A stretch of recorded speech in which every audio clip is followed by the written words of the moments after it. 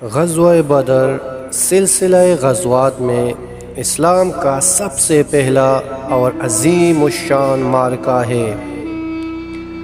غزوہ بدر میں حضور سید عالم صلی اللہ علیہ وآلہ وسلم اپنے 313 جانثاروں کے ساتھ مدینہ منورہ سے روانہ ہوئے۔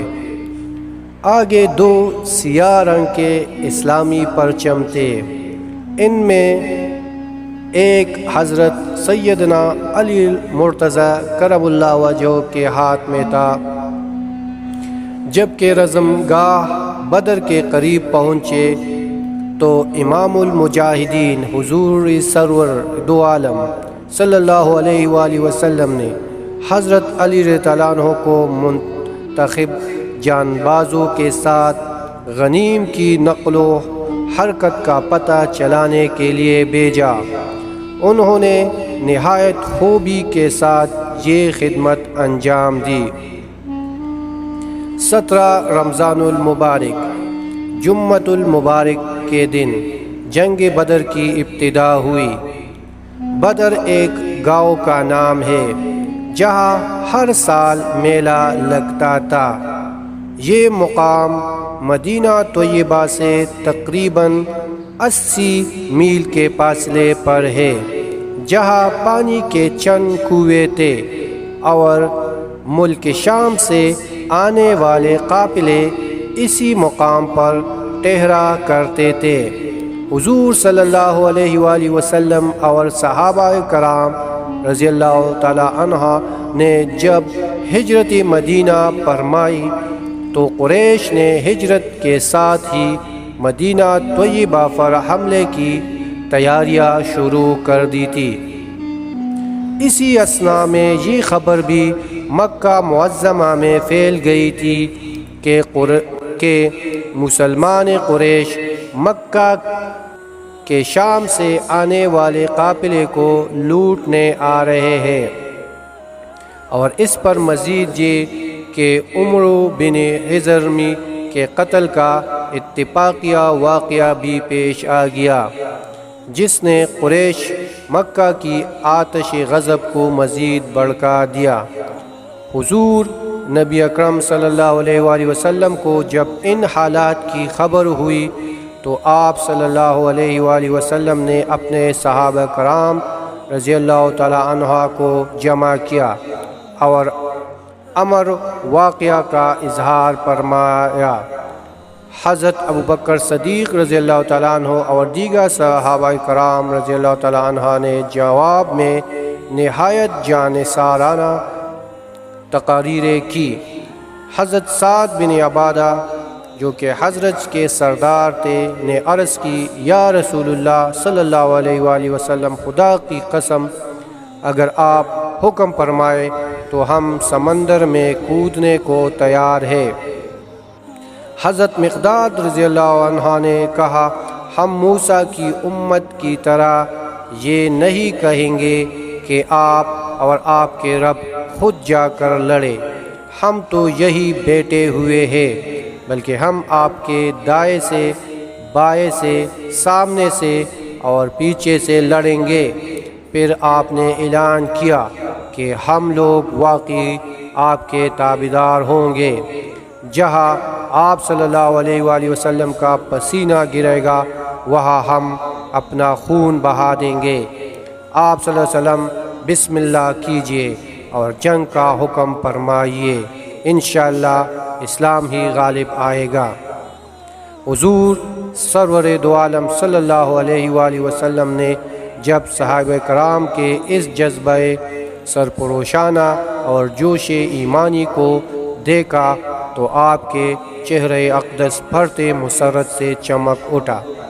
پھر آپ صلی اللہ علیہ وسلم نے اپنا چہرہ مبارک آسمان کی طرف اٹھا کر ان سب کے لیے بارگاہ خداوندی میں دعائے خیر فرمائی اور ارشاد فرمایا، خداوند نے مجھے قافلہ اور لشکر میں سے کسی ایک پر پتہ عطا کرنے کا وعدہ فرمایا ہے۔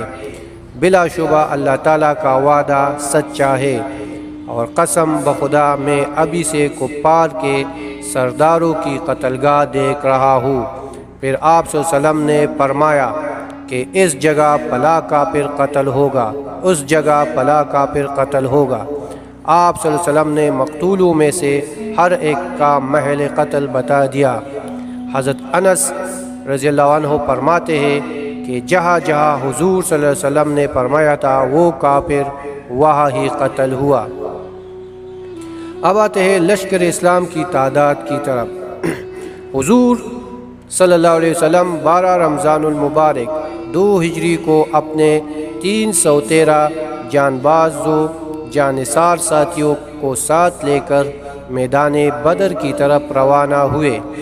جب آپ صلی اللہ علیہ وسلم اپنے مختصر سے لشکر کو لے کر مدینہ طیبہ سے تھوڑی دور پہنچے تو آپ صلی اللہ علیہ وسلم نے جیش اسلام کا جائزہ لیا، اور جو اس کارواں میں کم سن اور نوعمر تھے انہیں واپس فرما دیا۔ حضرت عمیر بن ابی وقاص ایک کم سن سپاہی بھی شامل تھے۔ انہیں جب واپسی کے لیے کہا گیا وہ رو پڑے۔ حضور اکرم صلی اللہ علیہ وسلم نے ان کا یہ جذبہ جہاد و شوق شہادت دیکھ کر انہیں شامل جہاد رہنے کی اجازت عطا فرمائی۔ لشکر اسلام کی کل تعداد 313 تھی، جس میں 60 مہاجرین اور 253 انصار تھے۔ چلتے چلتے یہ بے نظیر و بے مثال لشکر 16 رمضان المبارک بروز جمعرات 2 ہجری کو میدان بدر پہنچ گیا۔ ادھر مکہ معظمہ سے قریش مکہ بڑے ساز و سامان کے ساتھ نکلے تھے۔ 1000 آدمیوں کا لشکر تھا، 100 سواروں کا رسالہ تھا، اور اس میں رؤسائے قریش سب شریک جنگ تھے۔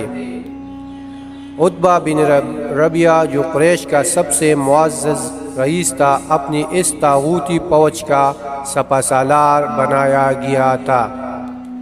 17 رمضان المبارک کی مبارک شب تھی۔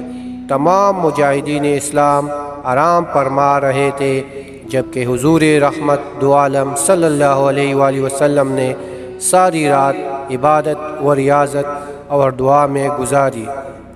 صبح کو نماز فجر کے لیے تمام سرپروشان اسلام مجاہدین کو بیدار کیا، اور نماز فجر کی ادائیگی کے بعد قرآن مجید کی آیات جہاد تلاوت فرما کر ایسا لرزہ خیز اور ولولانگیز خطاب فرمایا کہ مجاہدین اسلام کی رگوں میں خون کا قطرہ قطرہ جوش و جذبے کا سمندر بن کر طوفانی موجیں مارنے لگا، اور مجاہدین جلد از جلد جنگ کے لیے تیار ہونے لگے۔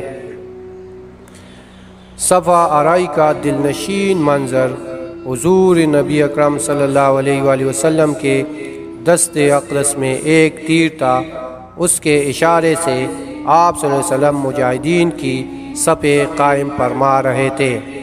مہاجرین کا علم حضرت مصعب بن عمیر کو، حضرج کے علم بردار خباب بن منظر اور اوس کے علم بردار سعد بن معاذ مقرر فرمائے۔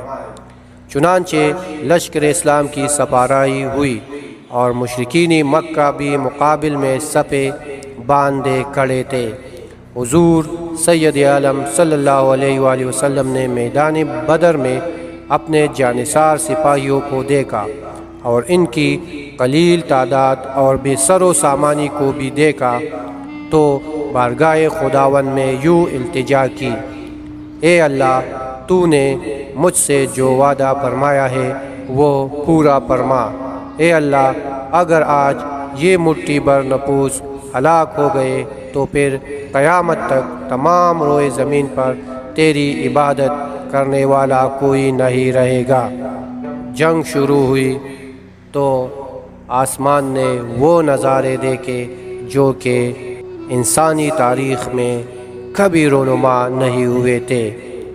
اللہ تعالیٰ نے ایک قلیل بے سر و سامان اور جوش جہاد سے بھرپور مجاہدین کو اللہ تعالیٰ نے ایک بڑے لشکر جو کہ بہت ہی غرور اور تکبر میں لڑنے کے لیے آئے تھے، اللہ تعالیٰ نے ان پر مسلمانان مدینہ کو فتح عطا فرمائی، اور یہ اسلام اور باطل کے درمیان پہلا معرکہ تھا، اور اللہ تعالیٰ نے مسلمانوں کو اس میں سرخرو فرمایا۔